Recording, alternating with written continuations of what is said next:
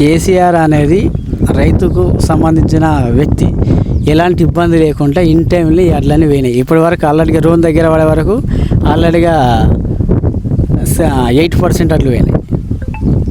80% పోయినాయి. ఇప్పుడు ఎక్కడ ఉన్నాయి వడ్లు? ఎక్కడ మీరు చూస్తారు కదా, ఎక్కడ వడ్లు అక్కడనే ఉన్నాయి. రైతులు ప్రజలు ఏమనుకుంటారంటే ఓటు ద్వారా బుద్ధి చెప్పుదాం అని మనసులో పెట్టుకొని వ్యవహారాన్ని ముందుకు రానియకుండా బయటకు తెలియనియకుండా సైలెంట్గా ఉంటారు. రేపు ఓటు రాని వీళ్ళకి ఎన్ని సీట్లు వస్తాయో.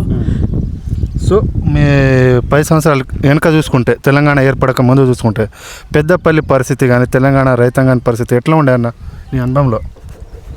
ఈరోజు పెద్దపల్లి దగ్గర సామాన్య ప్రజలకు అందుబాటులో అన్ని ఆఫీసులు ఉండాలని కలెక్టరేట్లు అయినాయి, మినీ ప్రాజెక్టులు అయినాయి, గ్రామాలలో వీధి దీపాలు అయినాయి, సిమెంట్ రోడ్లు అయినాయి, ప్రతి రకంగా అభివృద్ధి చెందింది. ఇప్పుడేముంది, పాతదానికి పూతలు పెట్టి గవి అప్పుడైతే ఏవైతే తీర్మానం ఇచ్చి అయినాయో గవిటినే మళ్ళీ ఓపెనింగ్ చేసి గవిట్లనే రిబ్బన్ కట్ చేస్తారు, కానీ చేసేది ఏం లేదు.